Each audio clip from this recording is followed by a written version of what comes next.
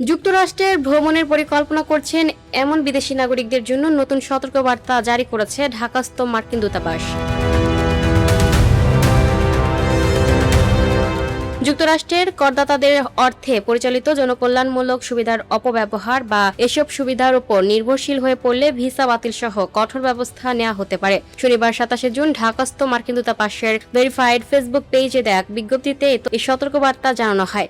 বিজ্ঞপ্তিতে বলা হয়, কোনো বিদেশি দর্শনার্থী যদি যুক্তরাষ্ট্রের করদাতাদের অর্থে পরিচালিত সুবিধার অপব্যবহার করেন বা সেগুলোর উপর নির্ভরশীল হয়ে পড়েন, তবে তাদের বিরুদ্ধে কঠোর আইনি ব্যবস্থা নেওয়া হবে। দূতাবাসের সতর্কবার্তায় আরও বলা হয়, অনভিবাসী ভিসাধারীদের এসব সুবিধার অপব্যবহার করলে তাদের ভিসা বাতিল হতে পারে এবং ভবিষ্যতে ভিসা পাওয়ার অযোগ্য হতে পারেন। যুক্তরাষ্ট্রের ভ্রমণের সময় নিজের খরচ নিজে বহন করার জন্য প্রস্তুত আছেন কিনা তা নিশ্চিত হতে হবে।